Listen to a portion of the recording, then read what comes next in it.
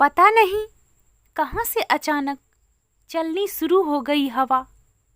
इतनी तेज थी कि उस एक पल में कमरे में इतना कुछ तहस नहस हो गया कि समझना मुश्किल था। दीवार पर टंगा खूबसूरत फोटो फ्रेम नीचे गिर गया, उसमें क्रैक आ गया। पर्दे की रॉड खूंटी से उखड़ जाने के कारण पर्दा एक और लटक गया। मधु समझ गई कि अगर अभी भी दरवाजा बंद नहीं किया तो हो सकता है कोई एक्सीडेंट हो जाए। वह आगे बढ़ी और उसने दरवाजा बंद करके सिटकिनी लगा दी। आदित्य के चेहरे पर जाने कैसे कैसे रंग आते जाते रहे। फिर वह सिर झुकाकर एक कोने में बैठ गया। आदित्य की ऐसी हालत देखकर मधु के दिमाग में एक विचार कौंध गया। आदित्य को उसका खोया हुआ आत्मविश्वास और दुनिया को आदित्य पर भरोसा वापस दिलाने का इससे अच्छा मौका और कोई हो ही नहीं सकता। उसने फोन उठाया और माँ को फोन किया। माँ, मैं तूफान में फंस गई हूँ, रात में वापस नहीं लौट पाऊंगी, लेकिन तुम चिंता मत करना, मैं जहाँ भी हूँ सेफ हूँ। कुछ मधु की किस्मत कहें या संयोग, उसने इतना ही कहा था। माँ कुछ और पूछती इससे पहले फोन कट गया और नेटवर्क चला गया। मधु जानती थी कि वहाँ ना नेटवर्क है ना नेट। उस अकेले कमरे में दो जवान दिल धड़क रहे थे। आदित्य ने हैरानी से चेहरा ऊपर उठाते हुए कहा, ये तुमने क्या किया मधु? तुम रात भर अकेली मेरे साथ इस कमरे में रहोगी? क्यों, तुम कोई भूत प्रेत हो जो मुझे खा जाओगे? मधु ने माहौल हल्का करने की कोशिश की, पर आदित्य और उदास हो गया। भूत ही तो बन गया मेरा अस्तित्व, मेरा वजूद। कभी मैं सबके भरोसे के काबिल हुआ करता था, वह वजूद अब भूत बन गया है। आदित्य की आवाज मधु को किसी कुएं में से आती लगी। सच बताओ मधु, तुम्हें मुझसे डर नहीं लग रहा? तुम्हें कैसे विश्वास है मुझ पर?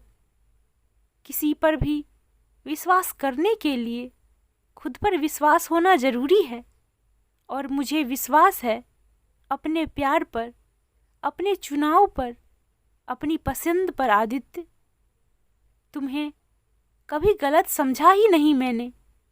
अगर ऐसा है तो चुप्पी की दीवार तुमने भी क्यों खड़ी कर दी हम दोनों के बीच? मैंने कभी चुप्पी की कोई दीवार नहीं खड़ी की। मैंने तो बस तुम्हारी चुप्पी की दीवार का सम्मान किया है। बारिश तेज हो गई थी, जैसे आज सारे बंधन तोड़ देना चाहती हो। मधु और आदित्य के बीच की खामोशी ने भी आज सारे बंधन तोड़ दिए। वो भी तूफान में बहते तिनके की तरह बह चले। सारा जमाना ऐसा मानता है कि मैंने प्रिया की इज्जत पर हमला किया था, पर वो सच नहीं था। आदित्य की आवाज में उसका सारा दर्द घुल गया। जानती हूँ, पर एक बात और जानती हूँ, मधु की पलकों पर भी दर्द का दरिया था। और क्या जानती हो? आदित्य ने पलकें उठाकर बिना शब्दों के पूछा। तुम प्रिया को शिद्दत से चाहने लगे थे, प्यार हो गया था तुम्हें उससे, है ना? मधु की आवाज भारी हो गई। आज बरसों बाद हमारे बीच खामोशी की दीवार टूटी है, तो आज तुमसे कुछ नहीं छिपाऊंगा। ये सच है कि मैं उसे शिद्दत से चाहने लगा था। ना चाहते हुए भी मधु की पलकों पर आंसू छलक आए। आदित्य की नज़र उधर गई और वो खामोश हो गया। कमरे की छत टीन की थी। साफ पता चल रहा था कि बारिश रुक सी गई है। आज अगर यह बारिश खुलकर नहीं बरसी तो जानते हो क्या होगा? मधु ने बात बदली। आदित्य की आंखों में फिर प्रश्न आ गए। ऐसा भी क्या हो जाएगा? मौसम बहुत खराब हो जाएगा। बारिश खुलकर बरस जाती है तो मौसम खुशगवार हो जाता है। थोड़ी सी बरस कर रुक जाए तो उस मौसम में भर जाती है जो जीने नहीं देती। मधु का इशारा आदित्य समझ गया। उसने आगे बढ़कर मधु की पलकों पर छलक आए आंसू पोंछ दिए। फिर उसका दर्द बह निकला। मधु, ऐसा नहीं है कि तुम्हारी आंखों में लिखा अफसाना मैंने नहीं पढ़ा था। ऐसा नहीं है कि मैं नहीं जानता था कि तुम मुझसे कितनी मोहब्बत करती हो। पर यह जो इश्क है ना, बड़ी कमबख्त चीज है। चाहने से नहीं होता, बस अपने आप हो जाता है। मेरा मन कब, कैसे और क्यों प्रिया की ओर खिंचता गया, मुझे खुद भी नहीं पता चला। मैं जानती हूँ मुझसे बेहतर कौन समझ सकता है कि प्यार पर अपना बस नहीं चलता। तुमने मुझसे कभी कोई वादा नहीं किया, कोई कसम नहीं खाई। मैं जानती थी कि मेरा प्यार एक तरफा है। पर क्या आज मुझे अपनी सबसे अच्छी दोस्त को बता सकते हो कि आखिर हुआ क्या था? आदित्य ने सिर झुका लिया। सबसे पहले तो मैं तुमसे माफी मांगना चाहता हूँ। किस मुंह से बताऊं कि तुम सही थी?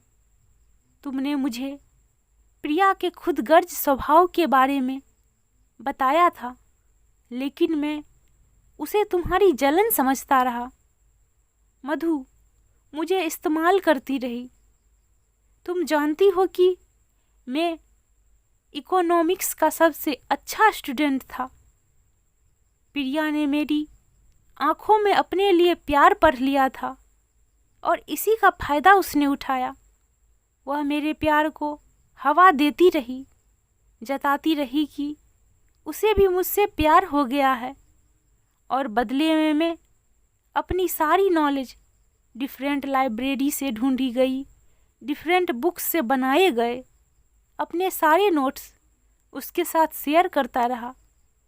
मैंने ही नहीं, सारे दोस्तों ने भी तुम्हें समझाने की कोशिश की थी कि वो सिर्फ तुम्हें इस्तेमाल कर रही है। आखिर मधु की आंखों में शिकायत आ ही गई। हाँ मधु, मैं सच में दीवाना हो गया था। मुझे होश तो तब आया जब ग्रेजुएशन का एग्जाम कंप्लीट होते ही उसने मुझसे अपना पल्ला झाड़ लिया। मैं टूट गया था। आदित्य फपक कर रो पड़ा। मधु उसके और करीब आ गई। बहुत देर तक उसका कंधा थपथपाती रही। आदित्य ने पलकें उठाई तो उसकी आंखों में तूफान था। मधु, तुम तो मेरी पड़ोसी हो, बचपन से मेरे यहाँ आती जाती रही हो। मुझसे पहले मेरी माँ से लगाव हुआ था तुम्हें। तब तो हम प्यार का अर्थ भी नहीं समझते थे। मैं और मेरी बहन तुम्हारे सबसे अच्छे दोस्त, और माँ पापा प्यारे आंटी अंकल बने। तुम ही बताओ, क्या मेरे संस्कार ऐसे हैं कि मैं... आदित्य की आंखें फिर छलक गई। अगर तुम पर भरोसा ना करती तो आज यहाँ ऐसे ना बैठी होती। मधु ने कुछ ऐसे कहा कि आदित्य की आंखों का सैलाब शांत सा हो गया। इसीलिए तो पूछ रही हूँ कि बताओ तो सही, उस दिन हुआ क्या था? प्रिया को कमरे में अकेले देखकर मैं अंदर जाकर कमरा इसीलिए बंद किया ताकि उसे खरी खोटी सुना सकूं, उसे एहसास दिला सकूं कि उसने जो किया वो गलत है। वो एक दोस्त के नाते भी हेल्प मांगती तो मैं कर देता, लेकिन मेरे अंदर से कमरा बंद करने से वो इतना डर गई कि चिल्लाने लगी। बाकी तो जो कुछ हुआ वो लोगों के मन में बसे पूर्वाग्रहों की वजह से। बहुत देर दोनों खामोश बैठे रहे। फिर धीरे धीरे दोनों की पलकें झपने लगी। सुबह आदित्य हड़बड़ा कर उठा। उसने पाया कि मधु उसकी गोद में सिर रखकर सो गई है। उसने हौले से मधु को जगाया। इतना भरोसा करती हो मुझ पर? आदित्य की आंखों में खुशी के आंसू थे। प्यार जो करती हूँ। मधु के होठों पर उसके दिल की बात आ ही गई। कहानी पसंद आए तो please friends subscribe, share and like.